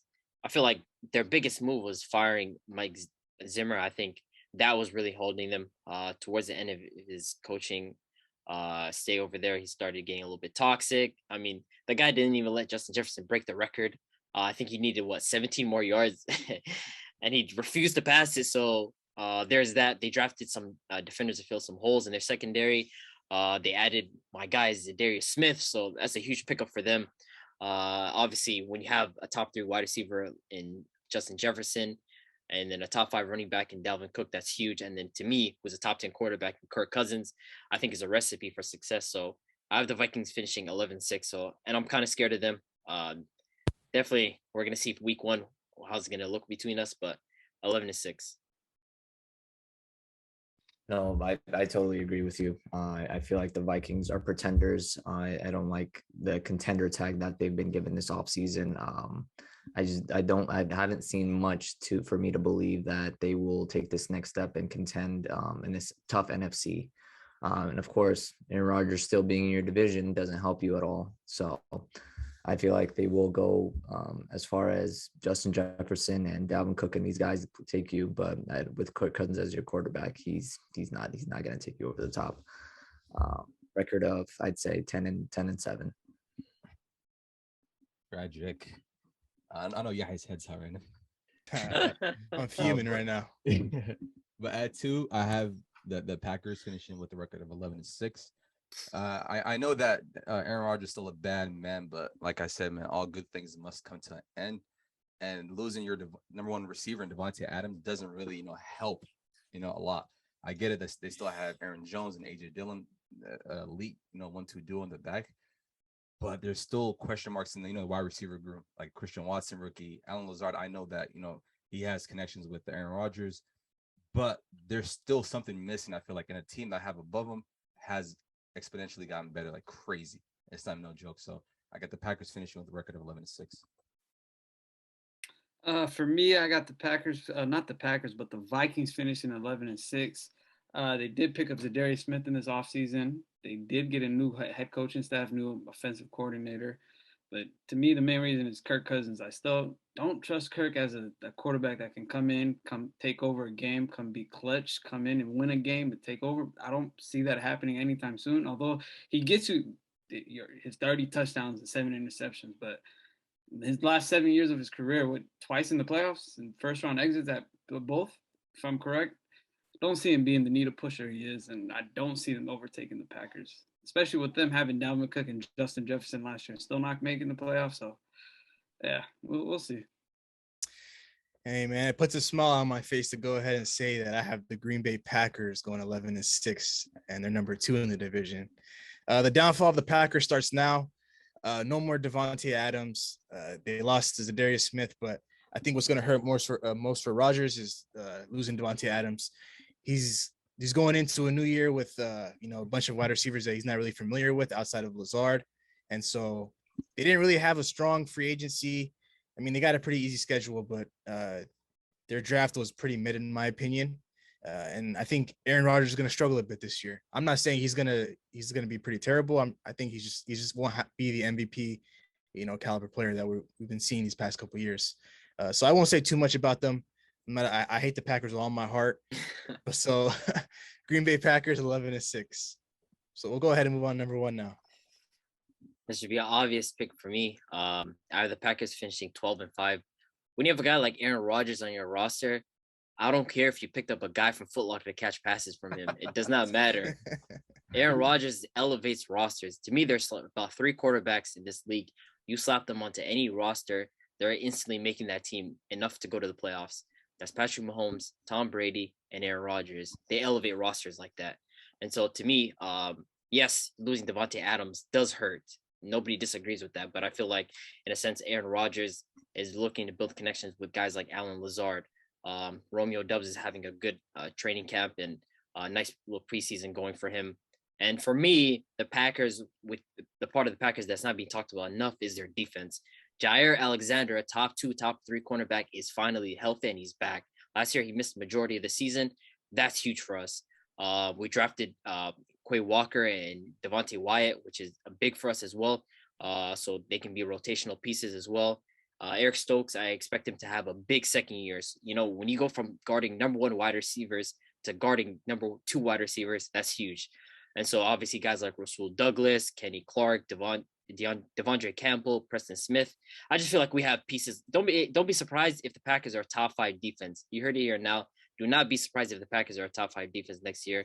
I feel like this is the best the defense has been in a while. Like, I'm talking about Clay Matthews type level. So I have the Packers here 12-5, just because the bad man and that defense. Yeah, if there's one thing I am, it's an Aaron Rodgers believer. I just feel like he doesn't always get dealt the right chips, and this year will be another example of that.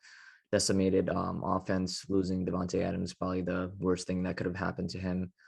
But if there's one thing that Aaron Rodgers can do is make the most out of little, and I feel like he will still win the division, still have a great year, and he will prove why he is one of the best players in the NFL and has been for a decade plus. So I have him going 10-6 and finishing. Or you mean 11-6? 11-6, excuse me. Yeah, 11-6, and just winning the division. Aaron Rodgers, he's just that guy. Just that guy, man. For sure. Now, Aaron Rodgers is a bad man for sure, though. But at number 1, you got to change it up sometimes, you know. So we got the Minnesota Vikings finishing with a record of 12-5. And I think their biggest win this offseason was bringing in Kevin O'Connell to replace Zimmer. You know, just to put it in context, Kevin McConnell was with the Los Angeles Rams under Sean McVay, and bringing that offense over to Minnesota. I feel like if Kirk Cousins was able to produce 33 touchdowns, 7 interceptions with a run first offense, imagine what he does with Kevin O'Connell, who opens up the playbook for him. You know, he's definitely gonna add on to his touchdown tally and stuff like that. But obviously having top 3 wide receiver in Justin Fields, having Dalvin Cook, I feel like was it Irv Smith, your tight end, who's upcoming as well, who has crazy potential, and they also upgraded on their defense. So I feel like the Vikings will top this division and have a respectable push in the playoffs as well. Any thoughts on that? All right, yeah, you might as well go. Yeah, I'm just gonna keep this very short because I'll go ahead and talk about my team a little bit later. But I got the Minnesota Vikings. I had them originally going 12-5, but I crossed it out because I'm going very bold this year. I have them going 13-4. We have one of the easiest schedules in the league. New head coach, who's an offensive-minded head coach. We had a solid draft. We got a solid free agency, and I feel like the sky's the limit with this team. But I'll go ahead and keep it short and sweet. Minnesota Vikings going 13-4. Respectable. Big Ish, any thoughts on that? That's up to him if he wants to believe his team's going 13-4. But I have the Packers going 12-5 this year. Little blackout session. I came back on my Wi-Fi hotspot. But yeah, I got Packers going 12-5. I don't see Aaron Rodgers falling off as much as people think. If you look in the past, he lost. Yeah, Donald Driver, Greg Jennings, Jordy Nelson, Randall Cobb, Devontae. Everybody leaves. He keeps on going. He's the system. If he's the system, it's going to work consistently with him behind him. And there's going to be a raise with A.J. Dillon and Aaron Jones getting more touches on the goal line and being more involved on the offense with Aaron Jones splitting out as a receiver. They're going to change it up, and it's going to be quite confusing for a lot of teams to switch their defenses. So I mean, the Packers went 15 years without drafting a skilled position in the first round. There's a reason why. They find savvy players. They know how to pick players. So it's just like you said, it's not overly reliant on like one player. Yes, Devontae Adams is the best wide receiver in the NFL, but Jordy Nelson was a monster himself, and we had no issues replacing him. So, Jordy Nelson. yeah. So Greg Jennings too. Like if there's one thing the Packers can do is just rotate players in and out. Even they brought in James Jones late in his career, and he was solid. And he was solid. Touchdowns a year, man. So I feel like let him get Alan Lazard going. They got Robert Tonyan as a little security blanket, and then I like what I seen from Romeo Dubs. I've been watching his preseason games. Seems like a great receiver. So man, the days of the Green Bay Packers running the North are over. I'm gonna go ahead and say this right now. We're gonna win it. We're gonna win both games against them this year. The beginning of the first game of week 1, and I think we play them towards the end of the year. We're gonna do the double on them, bro. It's gonna be it's gonna be easy. It's gonna be easy. We're gonna make it look easy. I feel like this year Aaron Rodgers is looking to make a statement. If anything, I feel like people are overrating the fact that he had Devontae Adams, he was this, he was that. Yes, Devontae Adams is Devontae Adams, but Aaron Rodgers was Aaron Rodgers before Devontae Adams came. So, in my opinion, he's here to make a statement. I don't like how the Vikings are trying to be the little brother that steps up to the big brother finally, and it's cute and all, but it's not gonna happen. Remember when Chicago tried to do that last year? Yeah, they tried to do that as well. See what Rodgers did, man. He turned like it took one Rodgers. That's what I'm saying. He's here to remind people. Yeah. He's already struggling building a connection with his wide receiver core, already throwing them under the bus, talking about, they're running the wrong routes, they're dropping passes. You gotta call them out. Nobody's gonna call them if Randall Cobb agrees, then that says something. Randall Cobb's been there for time. I mean, vet receiver. Hey, It's man, a veteran. Things have been going good on our side, man. Everything I've been hearing from training camp, I'm hearing Justin Jefferson's been killing it. Even he came out and said that he's surprised at how open he's been. And after watching Cooper Kupp last year, he was always questioning, how's this dude open so much? And then now being in a Kevin O'Connell system, he's realizing, this is how Cooper Kupp got open so much. And Justin Jefferson's been killing it. Dalvin Cook's going to be Dalvin Cook. I believe he's the best running back in the league, point blank period. That's got to be ridiculous. And I like Dalvin. And I like Dalvin, but there's a guy in Carolina. He said what he said? I think Dalvin Cook's the best running back in the league. There's a guy in Indianapolis. There's a guy in Carolina that disagrees. There's a guy in Indianapolis too. Don't forget that guy. And I respect it. You love your team and everything, but be honest though. Don't no bias aside or anything. I think he's the best running back in the league. There's no bias. There's no. What does he do better than Jonathan Taylor? What does he do better than Jonathan? He's a better runner than Jonathan Taylor, man. I disagree with that. Actually, I disagree with that. I don't think he's a better runner than Jonathan Taylor. Nah, Jonathan Taylor pops off one year. Everyone's trying to say that he's the best running back. Stop it, bro. Stop it. Cook got that little injury prone to him. Nah, he still plays enough games for him to put up a good amount of numbers. But 13 games is not enough to help you guys make the playoffs. So it gotta come up. I think we'll be just fine this year. But now that we've given our record predictions for each division, we'll go ahead and give our playoff predictions and list off our 7 teams and who we got making it and who we have as honorable mention if we do. So let's get into it. Well, for one, I'll start with our division. I have the Packers, the Vikings, the Niners, the Rams, the Giants, and the Bucks and the Saints. I have those teams making it. Honorable mention. You said Giants? You have the Giants making the playoffs? Sorry, the Bucks and the Saints. Of course not the Giants. Daniel Jones is there. The Bucks and the Saints, sorry. Okay. I have those teams making it. Honorable mention to, ironically, the Cowboys. You mentioned that they have a very easy schedule, maybe the easiest, right? Yeah, one of the easiest. So I feel like that plays into their ability to maybe sneak into a wild card spot. If they have an easy schedule, and I don't think they're gonna regress offensively. I feel like defensively is where they're gonna regress. Offensively, they're not gonna take a huge step back, especially with maybe Zeke stepping up. So they could be sneaking in. So that's my honorable mention. Yeah, my 7 teams would definitely be the Rams, the 49ers, the Saints, the Buccaneers, the Vikings, the Packers. Excuse me, actually. I miscalculated some stuff. Tom Brady will not make the playoffs. Actually, I feel. Hold on, let me run that back. Are you predicting right now that the Tampa Bay Buccaneers are not making the playoffs this year? That's a bit. They will not. I want to make that bold statement. I just feel like. So you mentioned you said the Commanders are going to make the playoffs instead of Tampa Bay. Yep, I have the Commanders making it before Tampa Bay. Continue. And so that's my 7 teams. The Commanders taking the 7th spot instead of the Tampa Bay Buccaneers. Do you have an honorable mention? The honorable mention would be the Buccaneers. If they pick up some guys midseason, if they reconstruct their roster, then I would give them a chance. But with this roster that they have right now, I just don't feel like they can. What needs reconstruction on that roster if they already had a top 3 defense, one of the best receiver corps, one of the best quarterbacks? Too many holes now, man. Now you're forgetting too many holes now. They lost a 34-year-old Ndamukong Suh. It really wasn't much to the team last year. It was fighting injuries. They didn't upgrade on that. They didn't replace him. He's not upgrading, and it is an upgrade because Vita Vea missed the full last year, and he only came back from the Rams game. I mean, the offensive line, they have holes, though. Yeah, that offensive line they have holes. But if you look at Brady last year's, Ryan Jensen's likely out for the season, so I don't think 3 guards. I don't think it's big enough. I don't think it's big enough as a whole for them to be missing. They've lost 2 guards. They've lost 2 guards. It's definitely not enough of a hole. There was that one year in 2019 where Brady was with the Patriots. I mean, Brady was working with literally Foot Locker wide receivers. 2019, Foot Locker receivers, Foot Locker O lineman. Gronkowski was out, and defense was the only thing that was healthy. Their offense was beyond nothing. Still made the playoffs. We'll see if Tom Brady can do it this year, man. I'm just saying.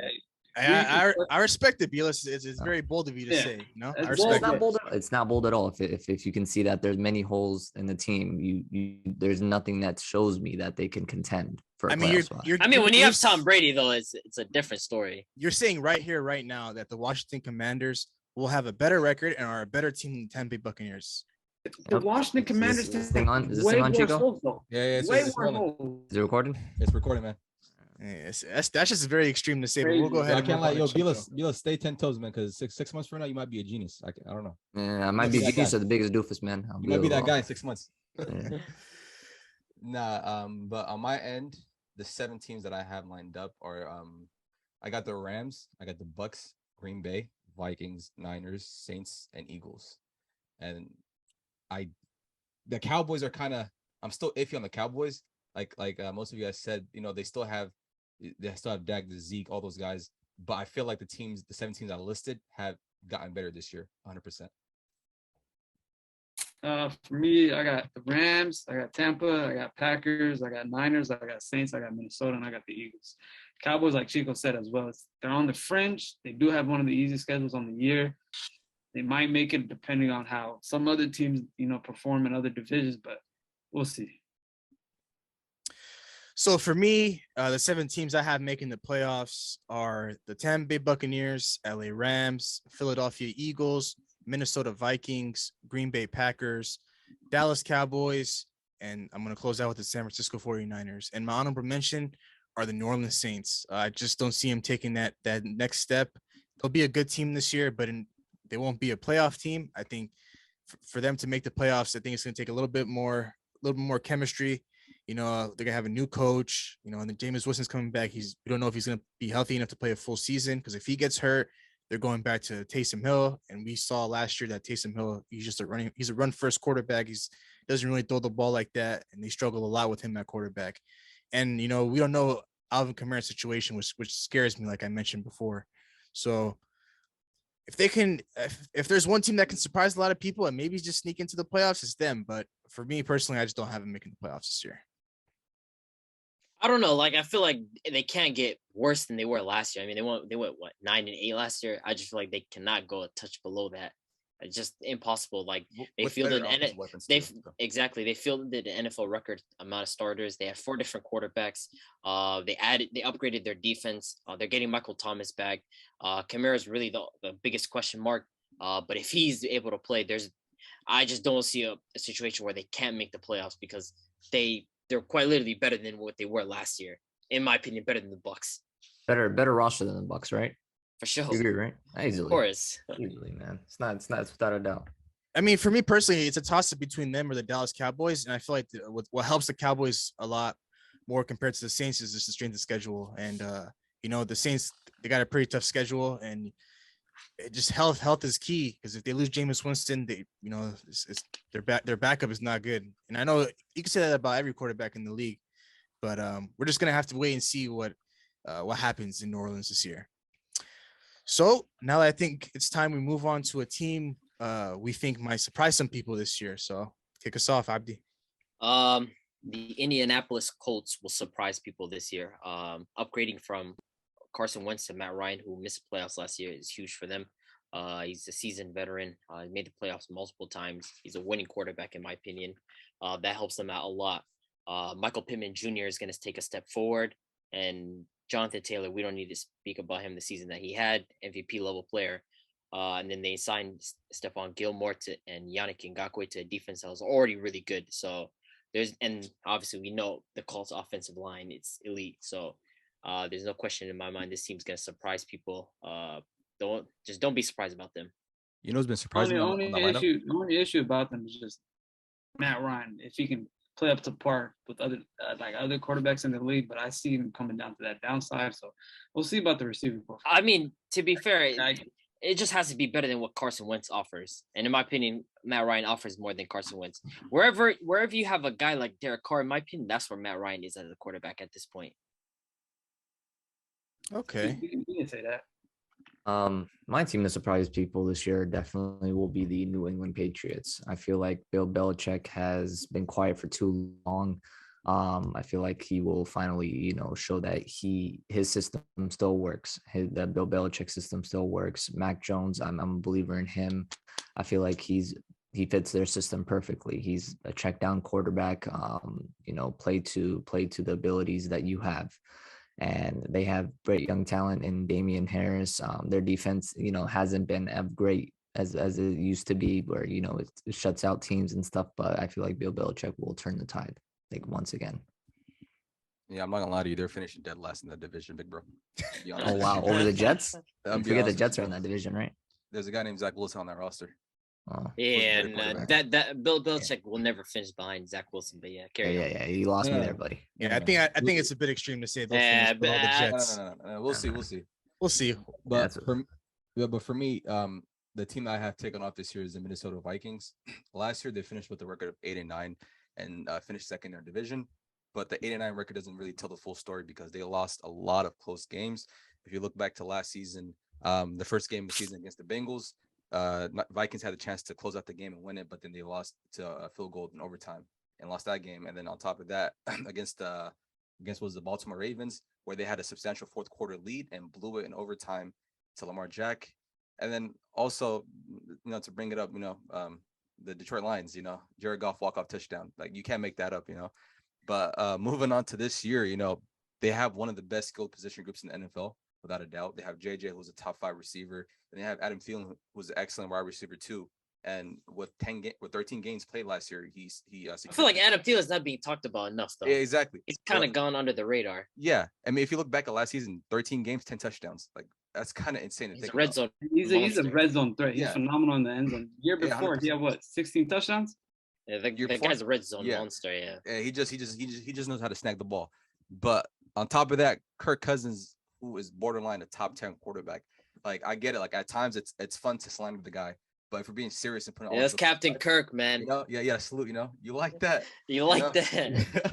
But if you look back, bro, like, this guy had 2 great back-to-back seasons. So if you look back at 2020, he produced 4,265 passing yards, 35 touchdowns, and 13 interceptions, right?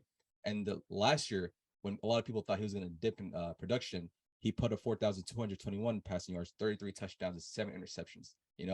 So if with all that mixed together with a top-tier wide receiver option, a top-tier running back option, and they're tied in Irv Smith and their upgraded defense, these guys can make a respectable push in the playoffs, and I'm expecting them to do that. So I got the Minnesota Vikings team to watch this year.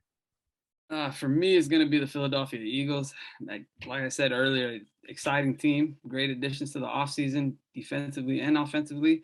If Jalen Hurts takes that extra step to be that quarterback for them, it's going to be exciting to watch. 100%. I'm going to go ahead and piggyback off what Chico said, but I didn't say too much about him when I was discussing the NFC North, but I'm going with the Minnesota Vikings as well. I have them going 13-4, having beaten the Packers twice this year as well. But let me go more in depth as to why I haven't been this great this year. 8 of our losses last year came by 1 score, and 14 out of our 17 games last year were decided by 1 score.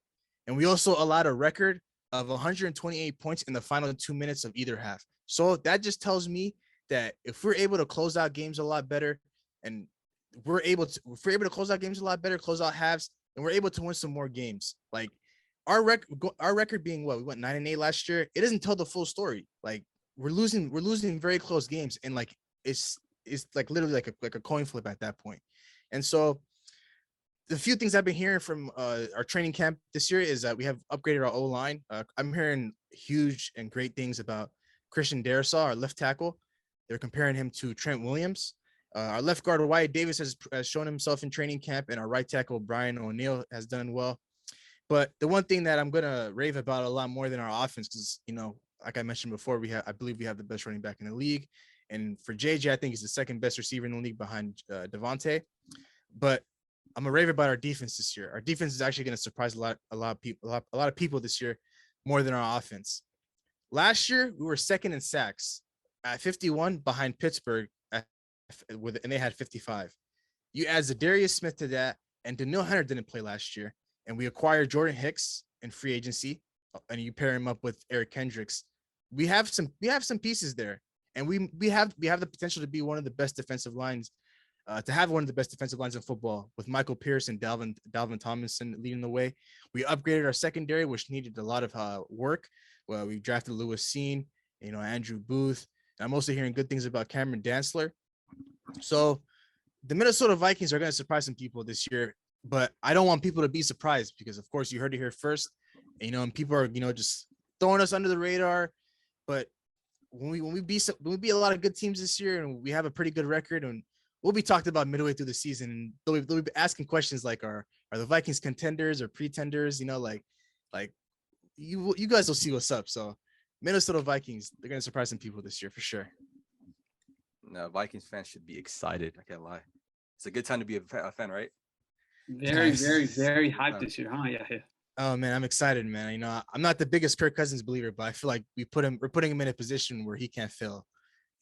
So I feel like if he takes that next step and we help him out on the offensive line, I feel like he can dissect and kill any defense that's in front of him for sure, especially with the weapons that he's got. You got Thielen on one side, you got JJ on the other, Dalvin behind you. Irv Smith's gonna pop off this year. He's underrated tight end, so he has no room to fail. And I feel like this is the final straw for him.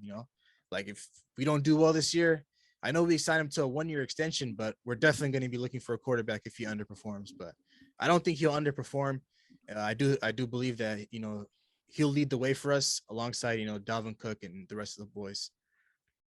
It's time for him to take that step. He's getting to that age, so sooner or later, it's either he takes it now or wait, how old is he? You gotta go. It's now or never. Pretty sure he's like what 30 something. 33? Probably 34, I think. around that area. Yeah.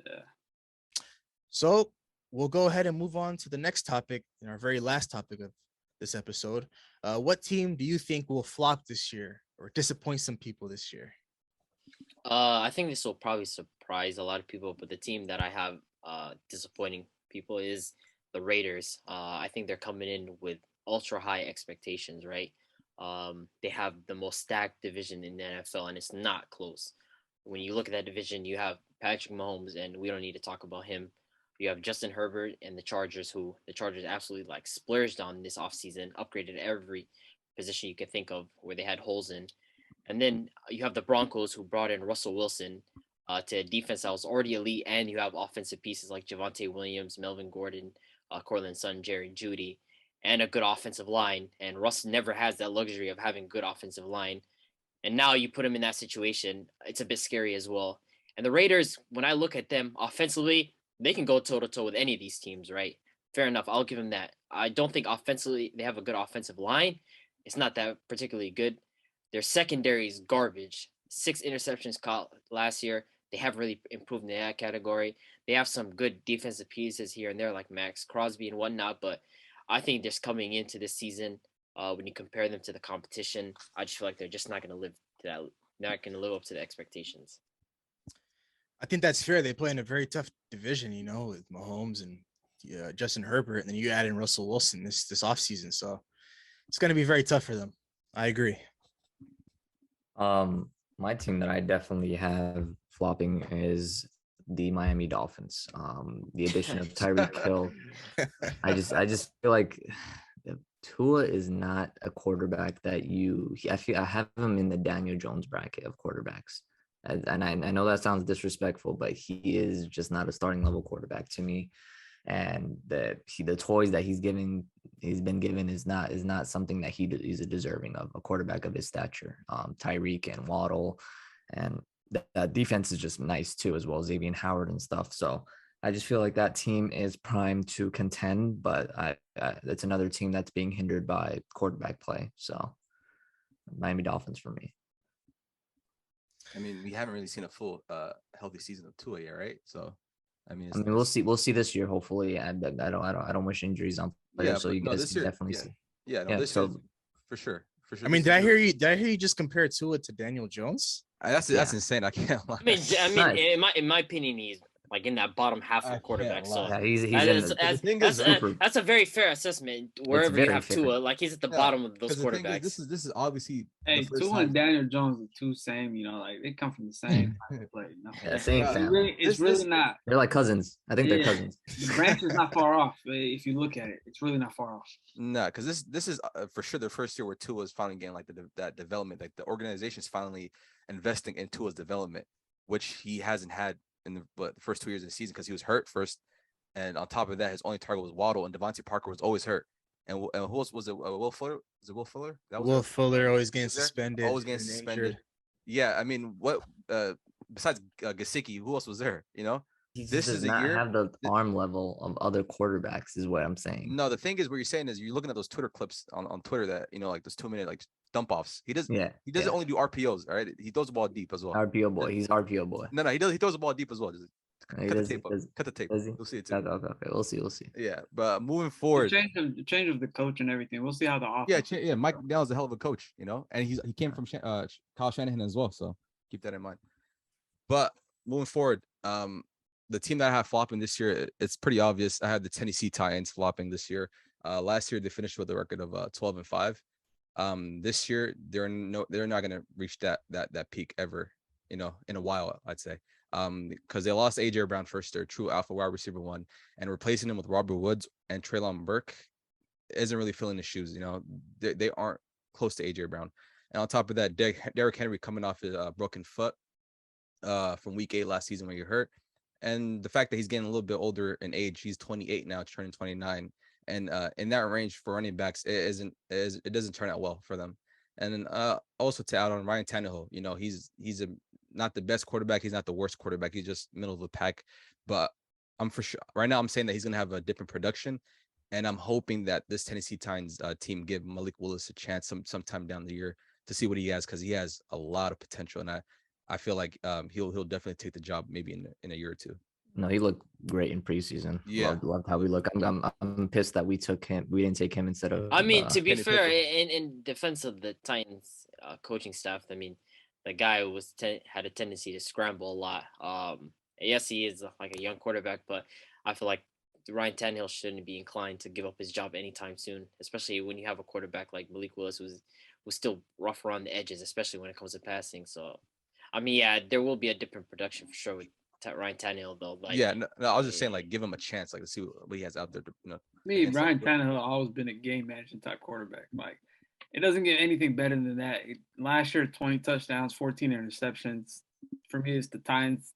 I don't see them going 12-5 like that, especially with Derrick Henry missing. I don't know how they finished 12-5. That's what I'm saying.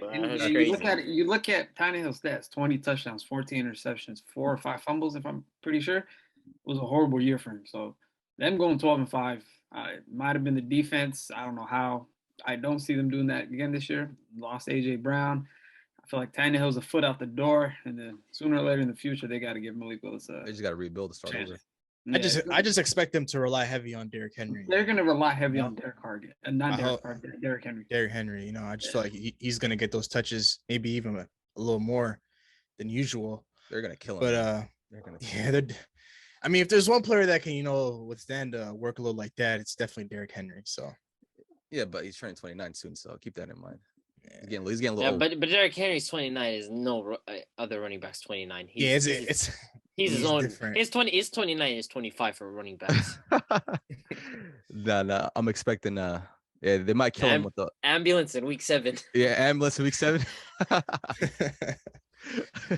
Biggest, what do you got for us?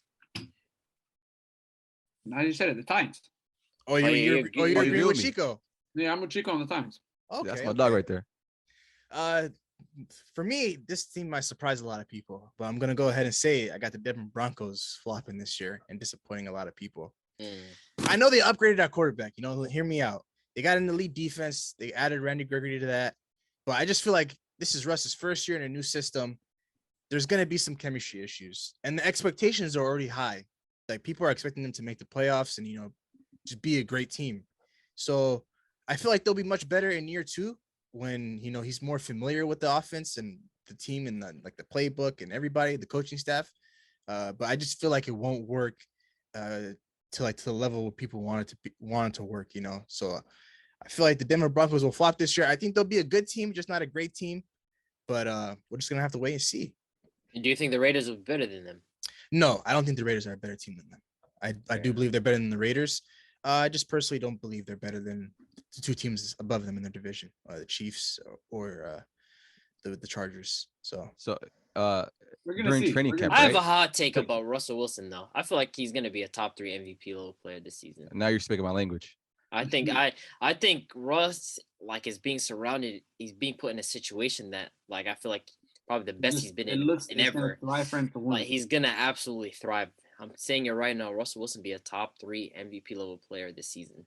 A lot of people have been disrespecting his name the last couple of years, talking about he hasn't received a single MVP vote, this and that. Why Seattle's trash? All about a lot of the blame's been put on him. So it's all about to change. Upgraded O-line. He's never had an O-line. You know that, right? Ever in his career. Never. He's always been running.